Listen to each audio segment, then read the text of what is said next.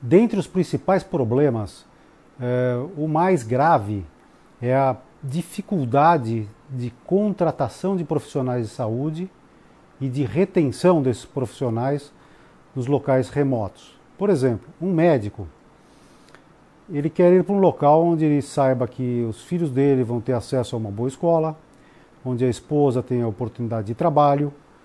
E dificilmente ele vai escolher como primeira opção um lugar remoto, com pouquíssima gente, com uma infraestrutura educacional mínima.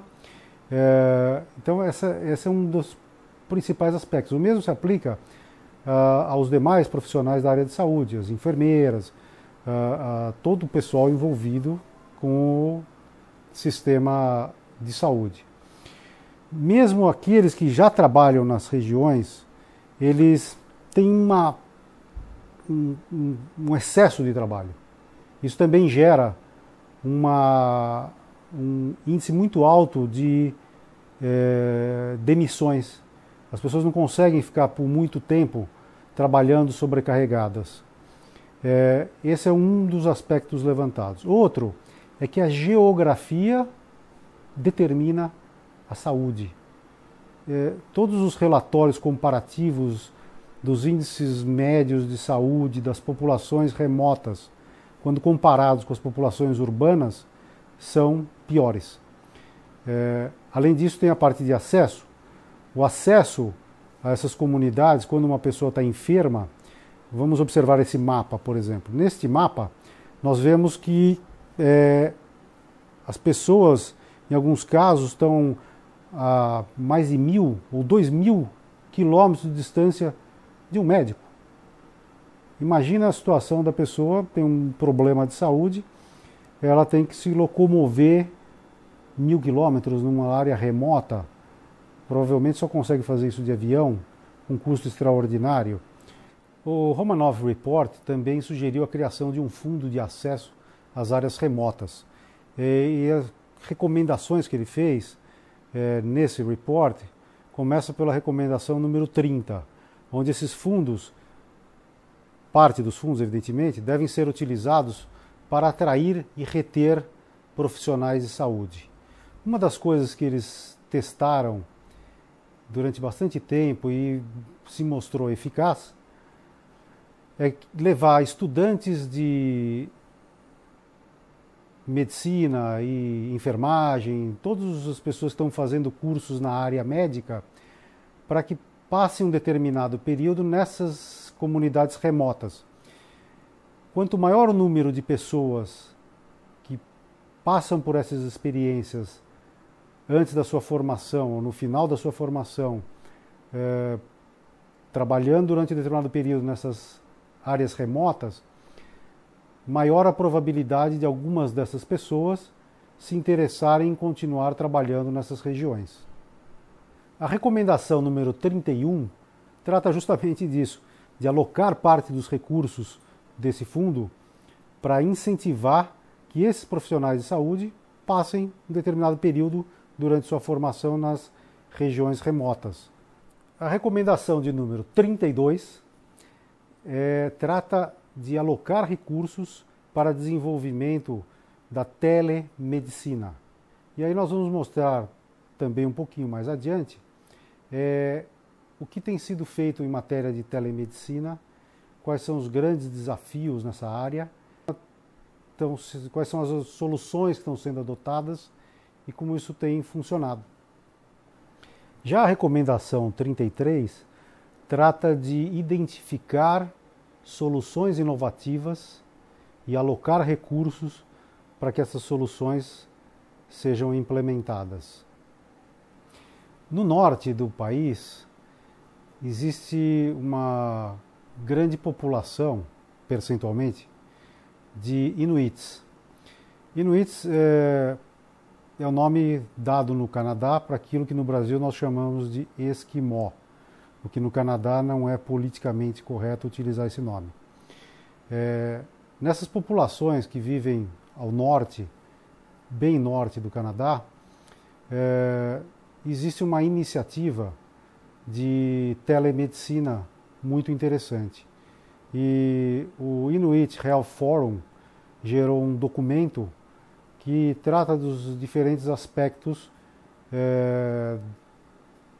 em relação a serviços médicos prestados às comunidades. As comunidades inuits, elas deixaram de ser nômades e passaram a residir em pequenos centros urbanos e pequenos grupos. Isso, se de uma forma facilitou o serviço médico, de outra forma apresenta as mesmas dificuldades do restante do Canadá, que é a distância, a acessibilidade, a contratação e a manutenção de uma equipe de serviços de saúde, transporte, e a telemedicina aparece como uma solução interessante.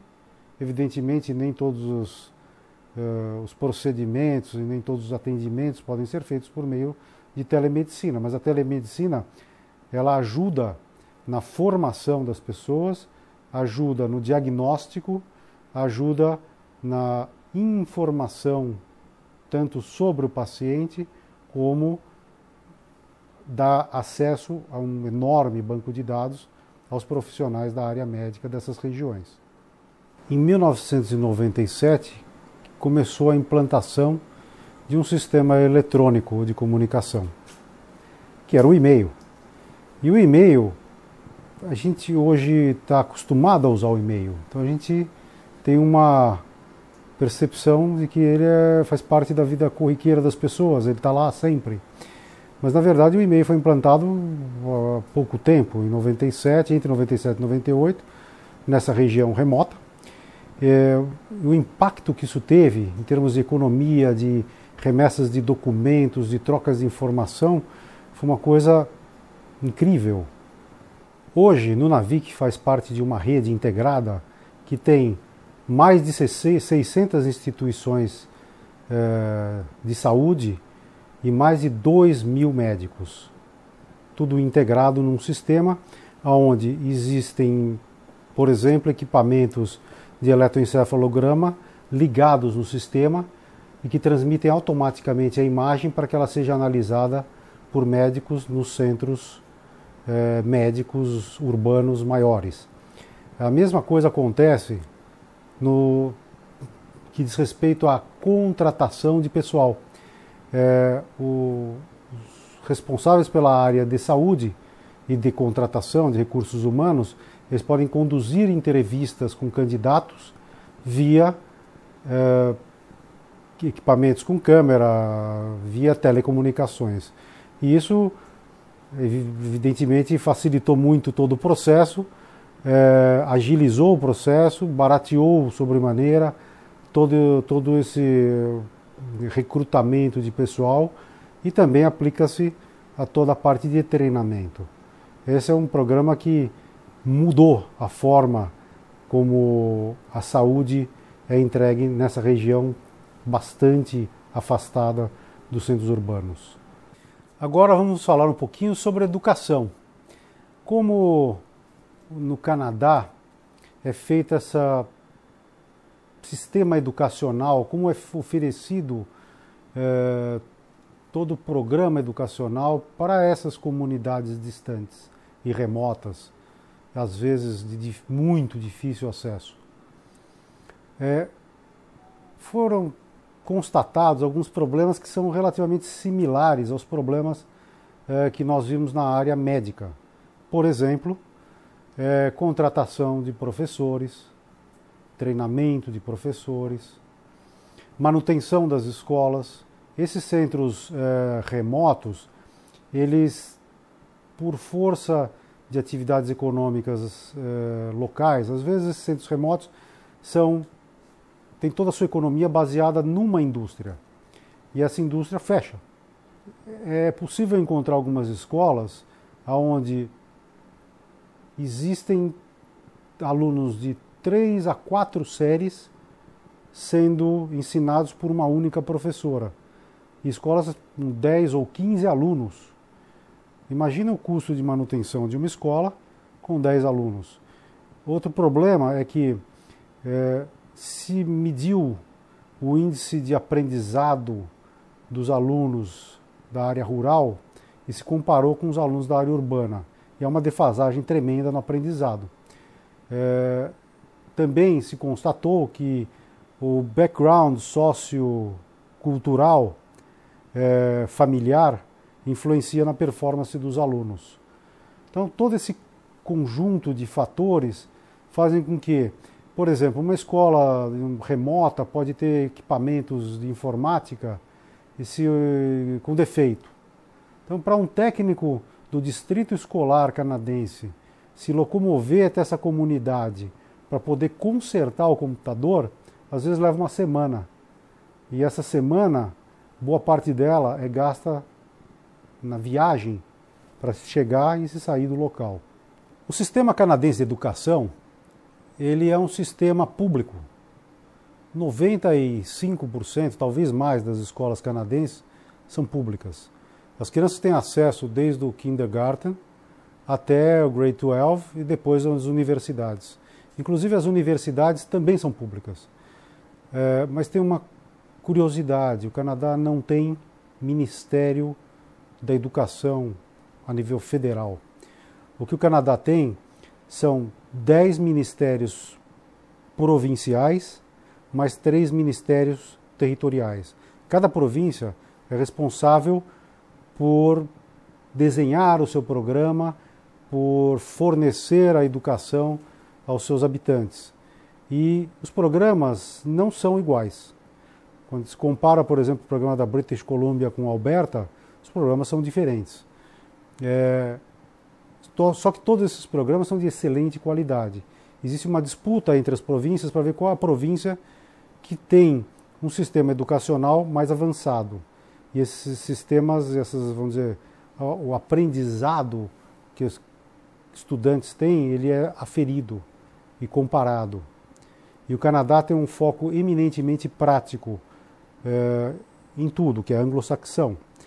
Esse foco prático é todas aquelas coisas que estão gerando resultados, ou práticas que estão gerando resultados positivos, são mantidas e incrementadas e melhoradas e aperfeiçoadas. Aquelas práticas que se mostraram não produtivas, que não geraram os resultados esperados, elas são descontinuadas.